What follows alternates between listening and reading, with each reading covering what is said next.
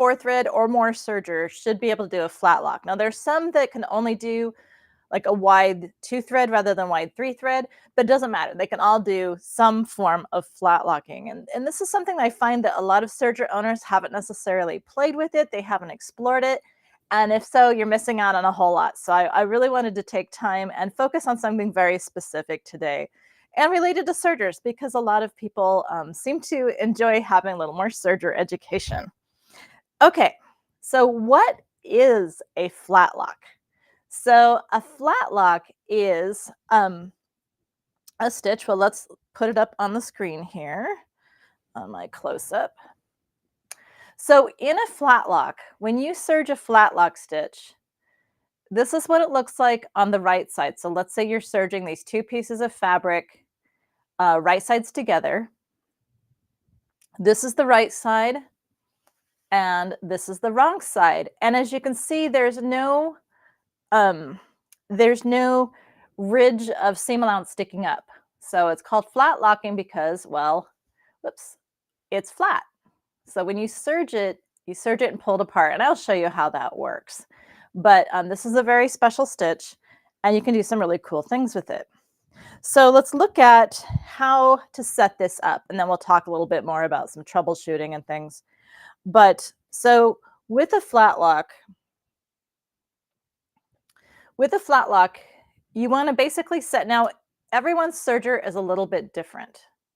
So you can actually look in your serger manual and it will tell you the exact settings, but I can give you some generalizations. Now I'm going to refocus this. And I do want to also remind you that everything I'm covering in this session today, there is a PDF for that. There is a handout with full notes on everything I'm covering today, and then Max has put it up on the screen for you to see. So you can just get that QR code right there, and you can get notes for everything I'm talking about today. So, you know, if you'd rather watch and not take notes, then please go ahead and get that free download. All right, so that's great. Make sure to get that. So here this is a really basic 4 thread serger. So, and I'm using that because sometimes if I use one of my fancy computerized machines, people feel like, oh, well, my machine can't do that because it's really basic. And, but that's not necessarily the case. So this is a very basic 4 thread manual tension. And you can see here, so we have left needle, right needle, upper looper, lower looper. And in this case, with the flat lock, you're only using 2 or 3 threads. So I'm not actually using my right needle. I'm going to be doing a wide flat lock today, a wide 3-thread flat lock. So with a wide 3-thread flat lock, I'm using the left needle, the upper looper, and the lower looper. Now, if you were doing a 2-thread flat lock, you'd be using one of these threads, or one of these needles, excuse me, one of these needle threads, and then you'd be using the lower looper, and then engaging that 2-thread converter. Okay, but we're going to do a 3-thread. So as you can see, if you look at the tensions here, my tensions are set at basically nothing, nothing, nothing, and pretty tight. So my lower looper has a lot of tension, and there's practically no tension on anything else. Now, I do have a little bit of a range in terms of a range of how loose I can go. I just went ahead and went all the way down to 0, but I could go up to, say, 2 on my needle thread. All right, but that's how to basically set it up. Loose needle, loose upper looper, tight lower looper. But look in your serger manual for your actual recommendation for how that's supposed to stitch. And in fact, I actually just looked at my serger and realized that this was set for tight. I must have been doing rolled hems. So, you know, it's always good to double check your settings. Another setting to check is, generally speaking, with doing flat locking, because the seam allowances on a flat lock, let me see if I can show you an example of this again. So the seam allowances on the flat lock, so here's the actual raw edge right there. So the seam allowances, it's actually more kind of caught on the underside here, but there's the raw edge. And so the raw edge of the seam allowance is basically laying flat underneath the stitching, underneath the overlocking stitches. And so one of the things I generally will do is make sure that my cutting blades, so most cutting blades are adjustable. So here's my cutting blade right here, and I can turn this knob. Now, the way different sergers do this, it varies a bit. But generally speaking, somewhere there should be a way to adjust the cutting blade. So right now I'm turning it, it's moving away from my serger foot. If I turn it the other direction, it's moving toward my serger foot. And I want it toward my serger foot generally so that those seam allowances are as narrow as possible. If you have an adjustable stitch finger, you can also move the stitch finger to adjust it as well. But I generally want my cutting blade right up next to the machine. So that's where I want my flat locking cutting blade. Okay. So again, I'm just threaded for 3 thread, but my tensions are set very differently than for just normal serging. And so let's just go ahead and we'll go ahead and serge that. So my cutting blade's engaged.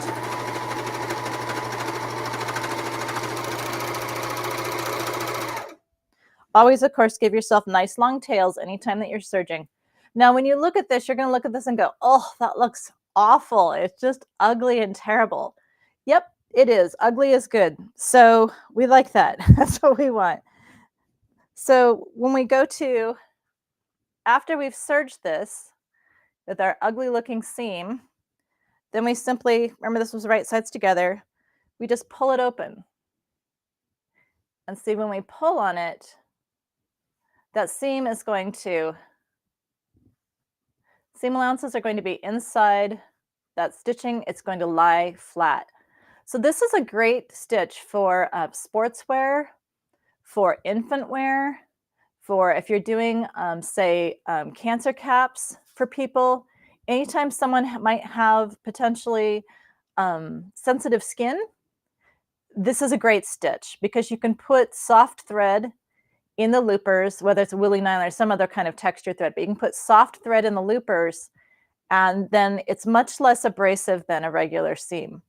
So there's a lot of good uses for this. You see this a lot in sportswear. So if you have a pair of, yoga pants or bike shorts or something, you may have seen this before because that's generally where you're going to find it, is in your sportswear. So that's a basic flat lock stitch. So in terms of troubleshooting, the main issue you're going to have, and of course you can, I should point out, you can make these stitches, the stitch length shorter or longer. And again, you can do a narrow or a wide version. I usually do a wide version just because I want, my seam is going to be stronger if I have more fabric in that seam. And so I will tend to do that, to have my what do I say? I will tend to go ahead and make a wider, use the left needle for a wider flat lock. So so that's my general choice, but I will show you. So in fact, I think I'll put this on the other overhead with a close-up. So this was an instance where I did a test stitch, and this is something just important to reconfirm. Whenever you're using a serger, it's always best to make sure to do a test seam before you work on your project. It's always a good thing to do. So in this case, I had my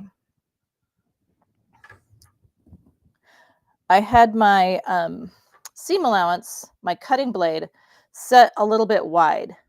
And so there's this kind of, it's not really laying flat, it's kind of bulky. And the seam allowance is actually turning under here. And so it won't necessarily press very well.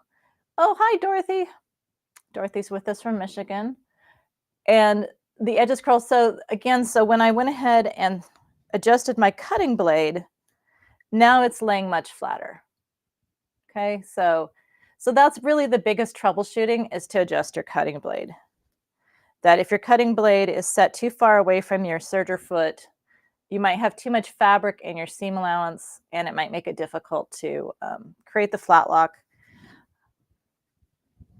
So you might be wondering, so what kind of fabrics can we use with this? Well, you can use actually quite a variety of thicknesses. You would think it would only be thin garments that would work or thin fabrics that would work.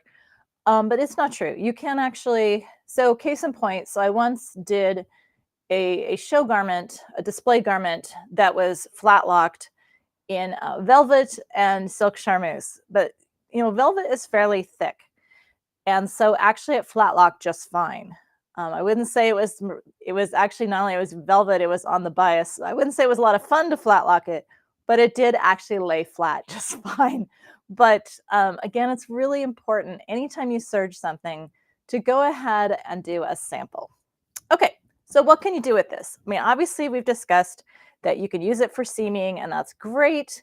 And when you think about it, don't just think about it for clothes. So like this pillow, for example, this was a project I did actually for Sulky. And so you have a couple people from Michigan today. That's awesome. But so anyway, so I'll just hold this up to the camera because I'm feeling lazy. So this has all been flat locked.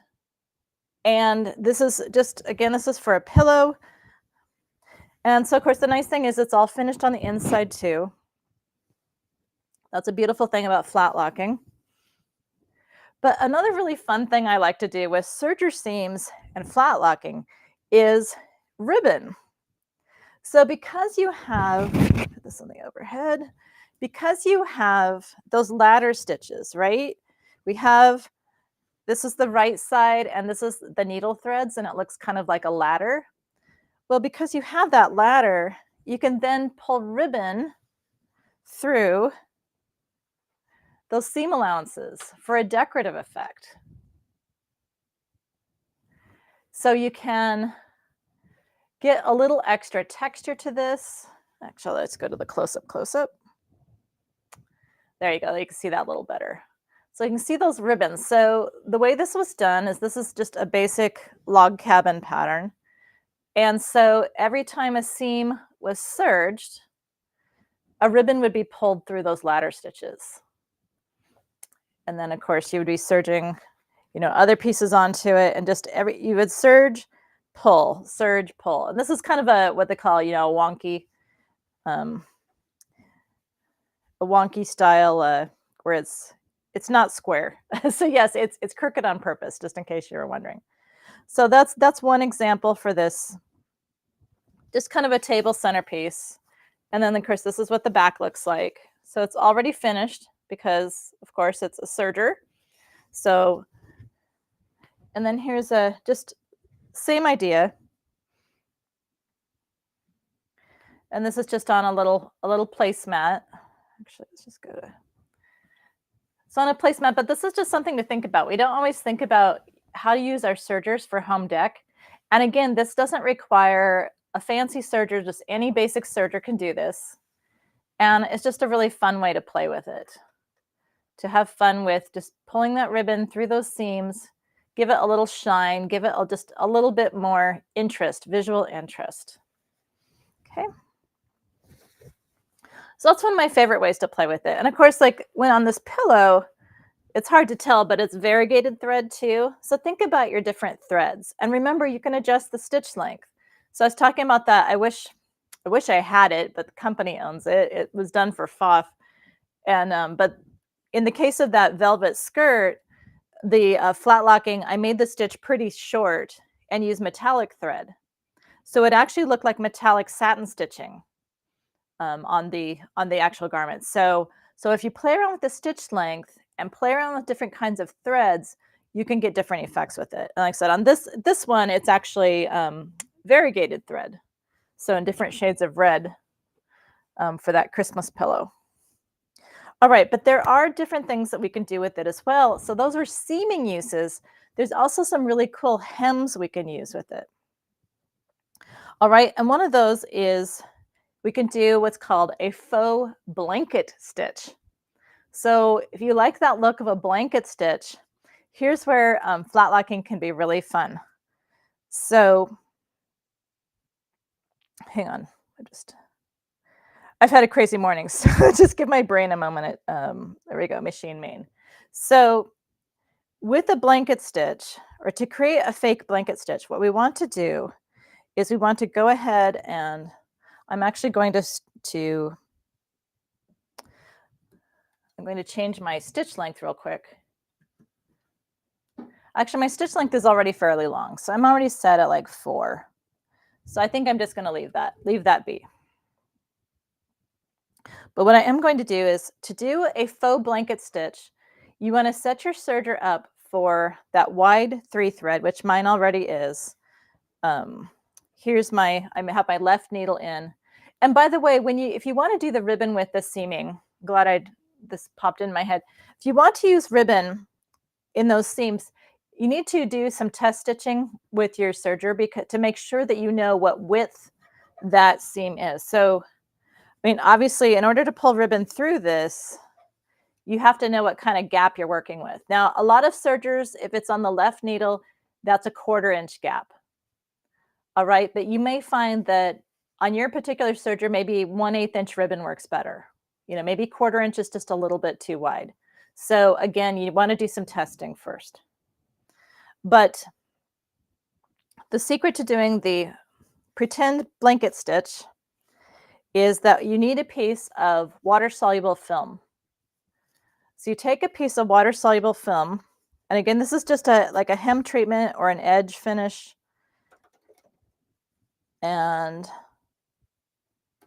you're going to be serging on top of both layers. So the wash away stabilizing film, and this could be a heat away film too, by the way. If you have the fabric you're working with isn't washable, you can use a heat away film instead. But we just want to go through both layers.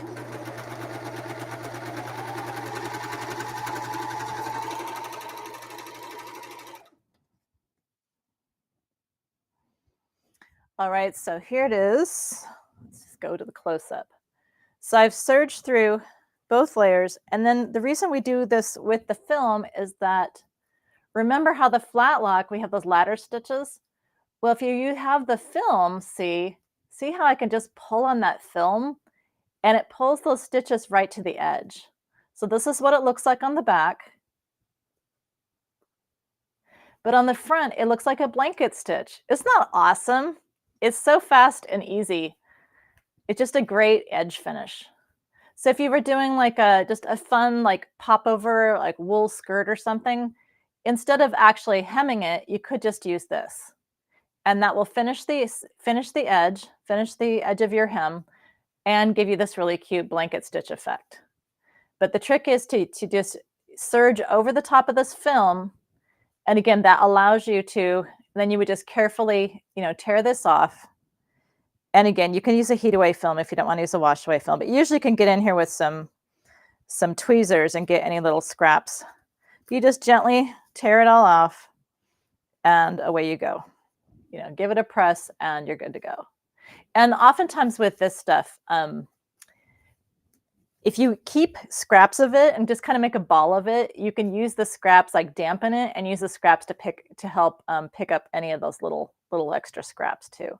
So there's various ways to get rid of it, but it's usually pretty easy. But anyhow, that is a really quick and easy way to do a fun looking hem.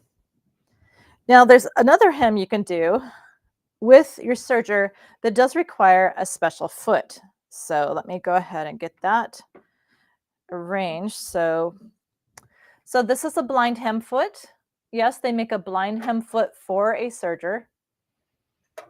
And isn't that awesome? So most sergers do have utility feet that can be used.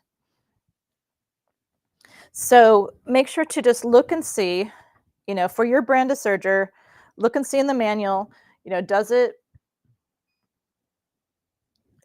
come with that? Or, is that something you can add, to your serger? You might look up, these utility feet that can be really handy. So let me just raise my foot. And there's I've got some serious static electricity going on here. There's a button on the back that lets me just drop that off. Oops, it'd help if I raise the needle too. There we go. Let's get the needle up. Okay.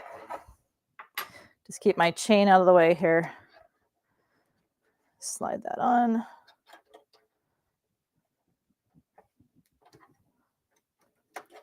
Sometimes when you put your serger foot on, you need to push that button again in the back to get it to lock on. And then if you can raise and lower it, you know that it's secured. Okay, so the way a blind hem foot works is we have this adjustable blade, and we can move that further and closer to our cutting blade and line it up with our needle. In fact, I'm going to put my reading glasses on so I can make sure I'm seeing what I think I'm seeing. But what I want to have happen is I want the fabric to just be caught by the needle, like just barely caught. Now I'm using contrasting thread for a reason today, and that's so that hopefully you can see better what's going on. But I'm going to move this blade maybe just a titch to the right. But I think it's actually set pretty well. So when you do a blind hem, you of course have your hem already pressed. Now the beautiful thing about doing this with a serger is that this serger blind hem is going to finish the raw edge and hang the hem at the same time. But you do want to have your hem already pressed. So already turned up and pressed. So on this fabric, you can easily tell this is the right side, this is the wrong side. So when you do a blind hem, we serge from the wrong side, basically on the back of that hem fold. So there's my hem fold, and we just kind of want to turn it back. So it's kind of making an S shape. Okay, so this is what's the most confusing, most difficult thing about doing a blind hem, is just making that S shape. And so you're going to be, the majority of your stitching is going to be done along the back side of the hem allowance, but we want that needle to just catch the fold of the hem where it's been folded back. Okay, so let's take it to the machine. So I'm going to line up, this is why it's handy to have a foot. You can do it without a foot, it's just a little bit more difficult to line it all up. And I'm sorry this is kind of dark, it's hard to see that the fold is butted up there, but you'll just have to take my word for it. So I have, and I could serge on a little bit more of give it a little bit more of an allowance so that my cutting blade will trim a little bit. But, so my goal again is just to have the fold of my hem in that S shape up against my blade. When I say blade, I mean the guide here.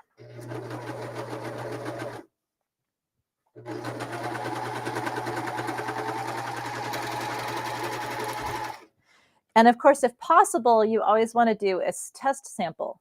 Now this is reasonably thick wool with it's been interfaced by the factory, so it's kind of cool. And so the key here is, again, you want that needle to just barely, let me put this on my close-up a little easier. So you want that needle thread to just barely catch. So like right here in the edge, I didn't quite catch it. I swerved a little bit. All right, but for the most part, this is a really good looking hem. We have caught that hem fold, so it should hang. And because this is really thick wool, you can see that it truly is a blind hem. You can't see those stitches, even though I'm using red thread. Now you could intentionally make a little deeper bite into the fold if you wanted to, just so you would get that little bit of dot of red as a decorative element, right? Or you could use matching thread so you don't have to worry about it at all. But the goal of a blind hem is generally that you're catching, as I miraculously did in my first pass here, you're just catching the edge of the fabric with the needle thread, but just a little bit. But this is done with a flat lock, so that it will go ahead and lay flat when all is said and done.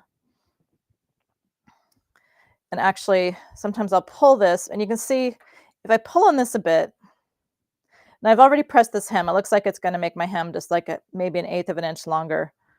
But there are a couple spots where I had a couple of skips, so I'm not sure what was going on there.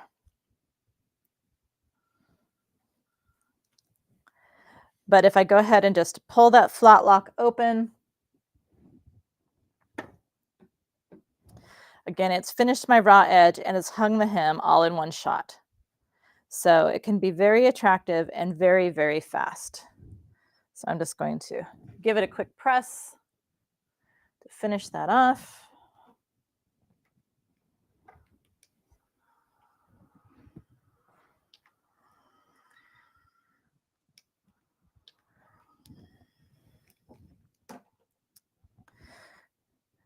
And so there we go again. So this is our blind hem on the serger. So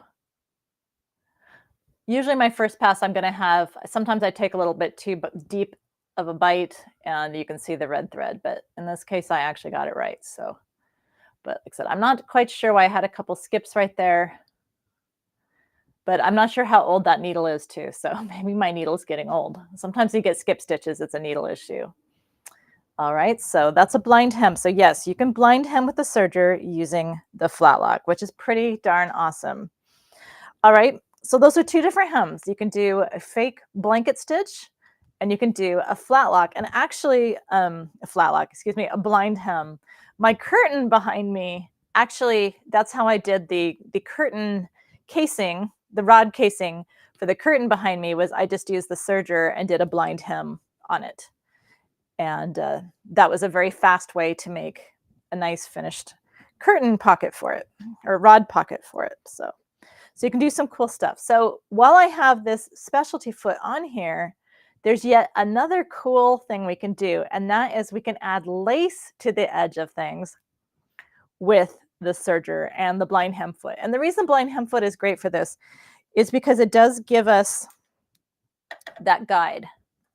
So to attach lace to fabric with a serger, now mind you, again, I'm using contrasting threads, so this is not going to be pretty, but hopefully you can see what was done. That's more important. Functionality is more important than beauty in this instance. So again, I'm still set up for the Flatlock. Now, I may want to, well, number one, I would want to use probably white thread so that it would blend with the lace. But I may want to go ahead and adjust this blade, the guide here, so it takes just a little bit deeper bite. I want to take just a little bit deeper bite into the lace when I serge it. And again, normally I would use white thread. But what's going to be awesome is it's going to attach this lace, it's going to finish the edge. So if you want a lace edged hem, you can do it all in one shot. So let's do it.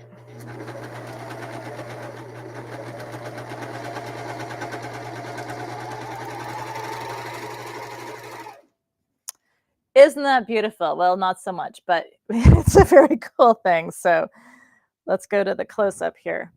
So here we go. And because it's a Flatlock, see, I can just gently pull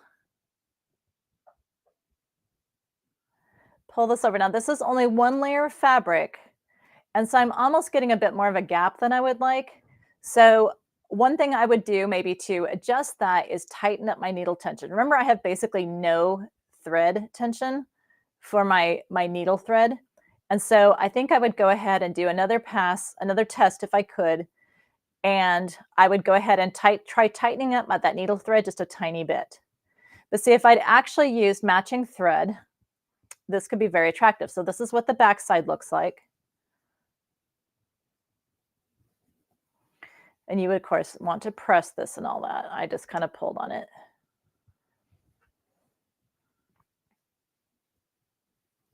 Sometimes with the Flatlock, you want to just kind of coax it. I guess it does actually want to lay down there.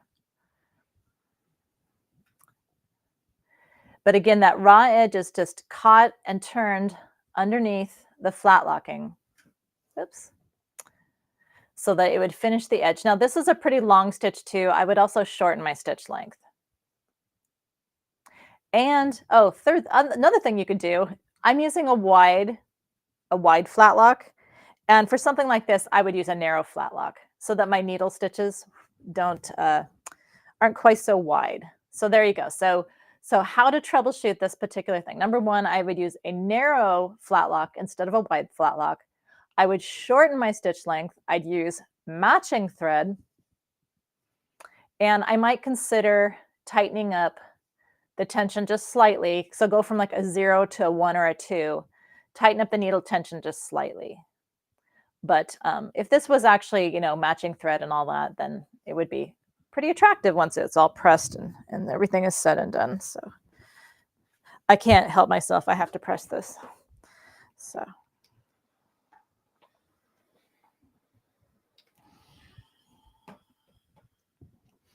There we go.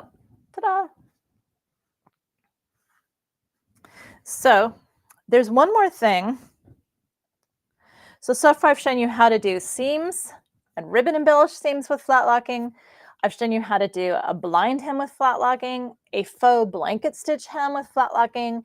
You've learned how to attach lace with flat locking. So there's one more thing I want to show you, and that is how you can use flat locking as an embellishment, like top stitching style. Okay, so yes, there's more. I'm going to go ahead and switch the feet out, put my regular foot back on here. It always seems to be easier if you're not on camera. Maybe. If you've ever found it awkward to put serger feet on and off, you're not alone. All these years, and I still sometimes I'm very awkward with it. So don't feel bad. You're in good company. All right, so I'm back and ready to go. So you can actually use flat locking as a form of embellishment.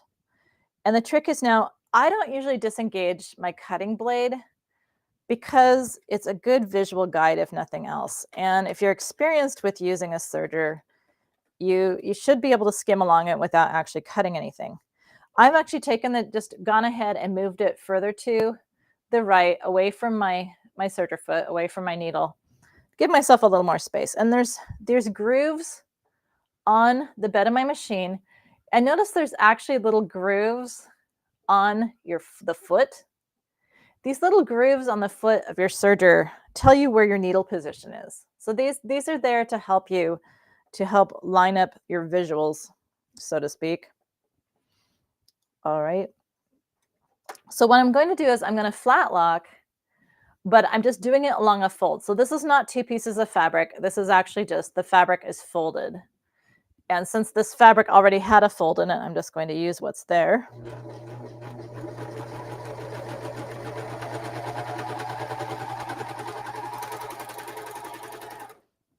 But if I flat lock along a fold, then we have the ability to go ahead and just use that as the decorative top stitching. And it's something you want to, actually, let's go to the close-up. It's something you want to play with in terms of figure out what's the best distance along the fold. I just kind of eyeballed it and went for it, right? So this is inside the fold. And it looks like I probably should have moved my fold a little bit closer to the needles. It doesn't quite want to open up. This is really thick. Doesn't want to quite open up all the way. So that is something I would troubleshoot.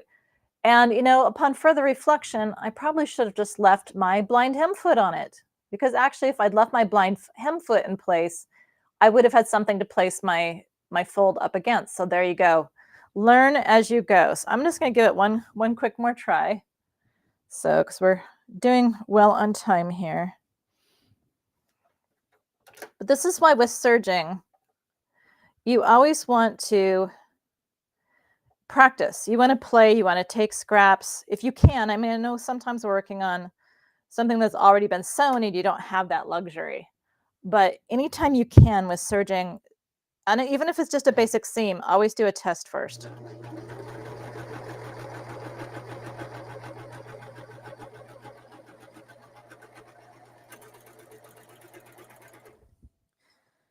So let's see if that was a better spacing here. I think so.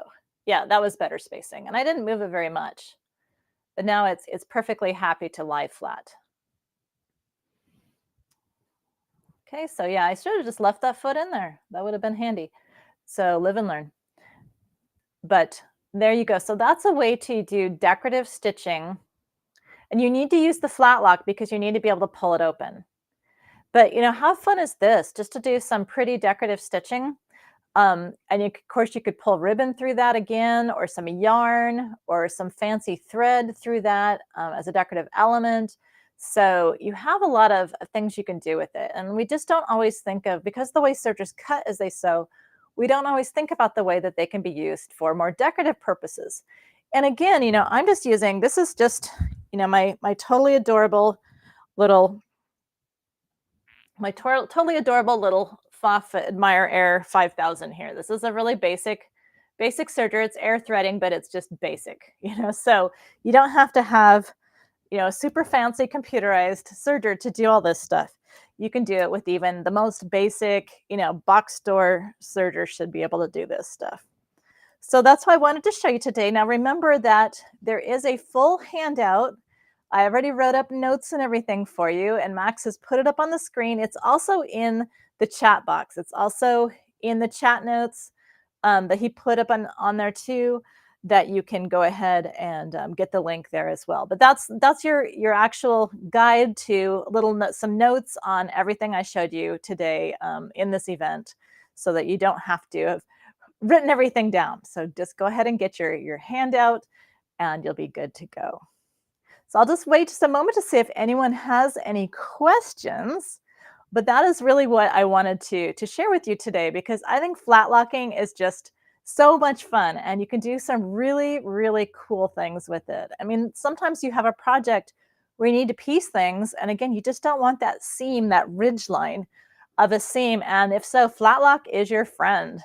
I remember I had, back in early days with my very first serger, I had a commission to do a wedding huppah, and it was going to be painted. It was all silk. It was going to be painted by a silk painter after I constructed it.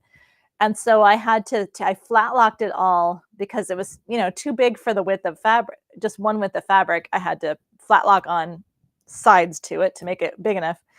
And so I actually flat locked it with silk thread so that it could be dyed afterwards. So you can do some really cool things with it. It's a very, very versatile stitch. So I'm waiting to see. It doesn't look like I have any questions, which is fine. Hopefully that means that it all made perfect sense and was easy to understand.